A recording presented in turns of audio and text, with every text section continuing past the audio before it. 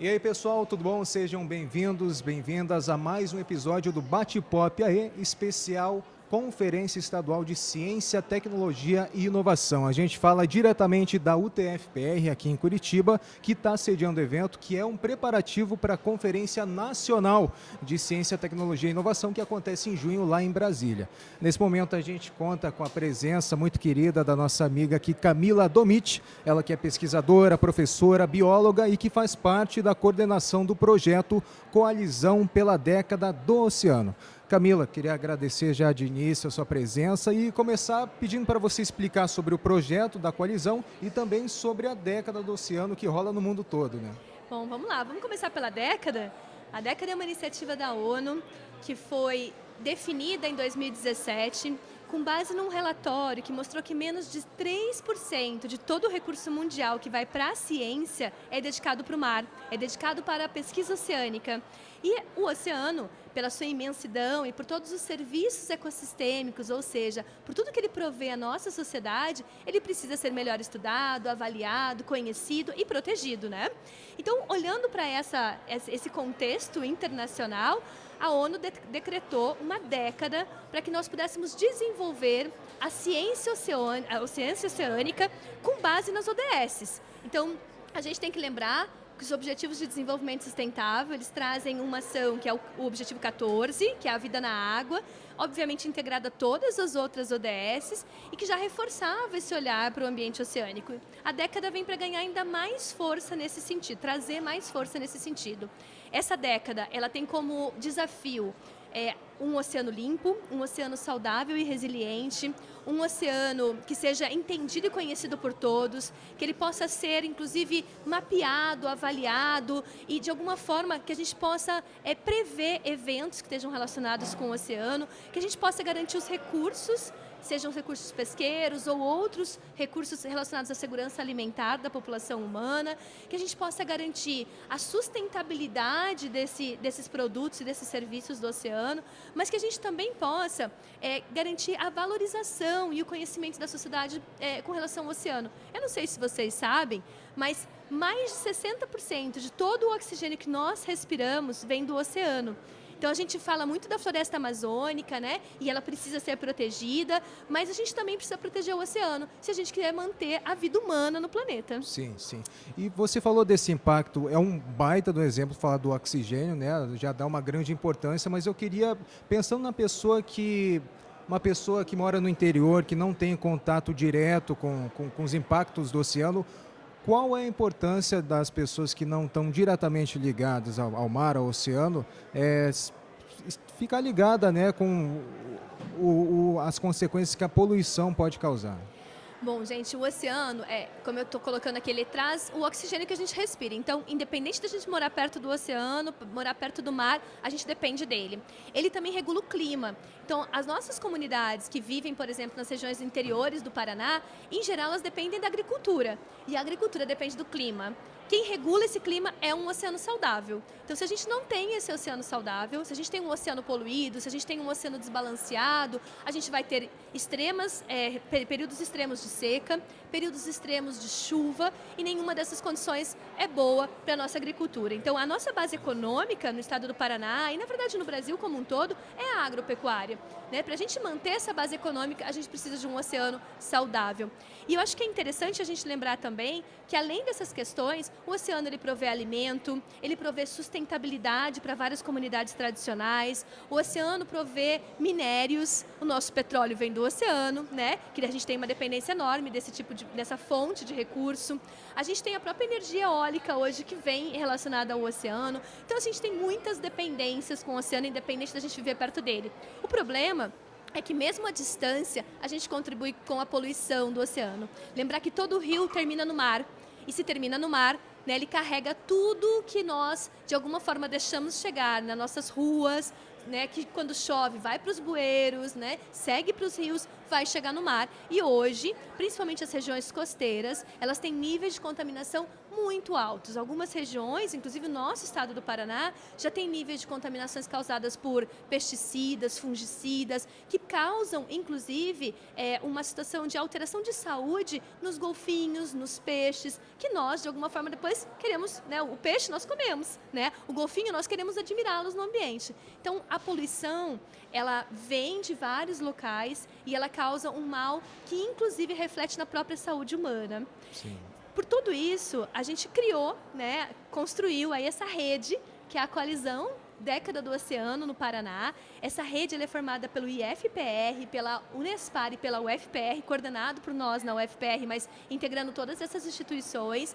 A ideia é exatamente que a gente consiga reunir a melhor ciência desenvolvida no Estado e desenvolvida, na verdade, internacionalmente, porque os nossos pesquisadores aqui do Estado têm essas parcerias, né? Trazer essa ciência para conversar com a sociedade, né? Conversar com os tomadores de decisão, conversar com as escolas, conversar com a comunidade tradicional. Então, integrar esse conhecimento que já existe na ciência, mas também somar o conhecimento tradicional, né? Sim. E fazermos realmente uma ciência mais aplicada, uma ciência mais aberta, que ajuda os nossos tomadores de decisão. Então, a gente tem uma década que é uma grande iniciativa global e a gente tem aqui no nosso estado, na nossa região litorânea, uma iniciativa como a Coalizão, todo mundo olhando para o mar e querendo fazer a diferença para o futuro do oceano, né? Sim. E a gente falou até agora sobre como a saúde do oceano influencia, impacta muito na vida dos seres humanos. Mas falando agora da biodiversidade dos animais, eu sei que você é responsável pelo LEC, que é o Laboratório de Ecologia e Conservação. Como é que a poluição, a saúde dos oceanos, a má saúde nesse caso, afeta a vida dos animais? Citando alguns exemplos, se possível. Bom, vamos lá, gente. Aqui no estado do Paraná, a gente tem um projeto de monitoramento das praias, né? E a gente avalia a saúde dos animais marinhos, golfinhos, baleias, tartarugas, aves, né? Lobos marinhos. E nesse projeto, a gente tem observado, né, um conjunto de projetos, porque a gente trabalha com os animais vivos, animais mortos, animais doentes. E nesse conjunto de resultados, o que a gente tem visto é uma piora na condição de saúde dos animais, com uma alteração no sistema imunológico deles. Então, eu acho que durante a Covid a gente aprendeu muito sobre isso, né? Que alterações no sistema imunológico fazem com que a gente fique mais suscetível, mais exposto às doenças. E é isso que tem acontecido com esses animais. Eles estão vivendo num ambiente com muito estresse, né, com múltiplas fontes de estresse, e por conta disso eles estão já mais frágeis, mais expostos a múltiplas doenças. Por conta da poluição, as bactérias, os vírus, os fungos também estão mais resistentes nesse ambiente. E esse encontro não é bom. Então, os animais já estão mais suscetíveis, encontram mais micro-organismos e acabam ficando doentes. A gente tem hoje doenças múltiplas encontradas, por exemplo, em golfinhos, que inclui bactérias que são super resistentes, bactérias hospitalares. A gente também tem visto, por exemplo, as aves marinhas sendo afetadas por vários tipos de doenças que são características de um ambiente já degradado, de um ambiente muito poluído, como, por exemplo, alguns fungos, né? Então, o trabalho que a gente faz no Laboratório de Ecologia e Conservação, aqui da UFPR, também em parceria com várias outras instituições, eles nos permitem identificar esses animais que são sentinelas para a saúde humana. E se os animais estão doentes, a saúde humana também está afetada. A gente gosta muito de trazer para as pessoas, de maneira geral, né, um conceito chamado saúde única, que eu não sei se as pessoas todas conhecem, mas saúde única é a integração da saúde do meio ambiente, a saúde da biodiversidade e a saúde humana. Se uma dessas saúdes não está boa, todas elas não estão boas, né? Então a gente precisa cuidar da biodiversidade, precisa cuidar da nossa biodiversidade aqui no Paraná, para a gente garantir um bem-estar, inclusive, para a sociedade humana.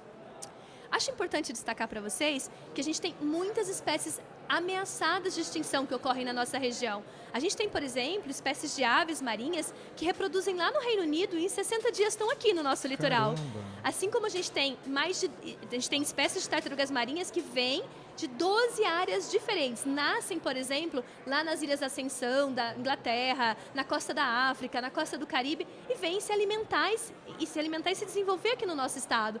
E aí, quando elas chegam aqui, se elas encontram um mar poluído, obviamente que toda essa migração, todo esse esforço biológico é perdido no momento que esses animais ficam doentes na nossa costa, né? Então, eu acho que é interessante destacar que a gente tem uma responsabilidade, não só com o oceano, mas também com a biodiversidade e com outros países que estão cuidando da sua biodiversidade, mas que essa biodiversidade é migratória, vem para o nosso estado e a gente também precisa fazer a nossa parte. Entendi, com certeza. Camila, eu queria te agradecer mais uma vez pela sua disposição, né, em vir conversar aqui com a gente. E para encerrar, eu queria te pedir a indicação, recomendação de algum conteúdo, pode ser filme, série, livro, qualquer coisa aí que possa alimentar o repertório de quem está assistindo a gente. Bom, gente, eu vou fazer algumas indicações aqui para vocês, porque a cultura oceânica ainda é muito pouco conhecida, né? Então a gente precisa despertar esse conhecimento e essa vontade nas pessoas. Eu indico para as pessoas seguirem a página da Liga das Mulheres pelo Oceano, que elas sigam também o nosso Spotify, né? Lá no nosso podcast no Spotify, que é o Colisão Década do Oceano. Vai ser muito bem-vindo. A Década do Oceano tem uma página muito legal também na internet, do MCTI, né? Do Ministério de Ciência e Tecnologia. Também vale a pena o pessoal dar uma olhadinha. E eu indico também o pessoal buscar principalmente algumas páginas de Instagram que são mais de popularização da ciência, como o Bate-Papo com Netuno, que é muito legal, que traduz várias questões do oceano para uma linguagem mais popular e que também aproxima todo mundo aí do nosso mar. O slogan da década é "Ninguém pode ficar para trás", né? A gente tem que olhar para esse futuro do oceano de maneira coletiva. Então, vamos fazer o futuro que a gente precisa, olhando para um oceano, né, de qualidade e com bem-estar. Legal, mais uma vez, obrigado, Camila, pela sua presença. Agradeço à equipe do Bate-Pop, agradeço também a quem assiste a gente e nos vemos no próximo episódio do Bate-Pop AE, especial Conferência Estadual de Ciência, Tecnologia e Inovação do Paraná. Tchau. Tchau, tchau.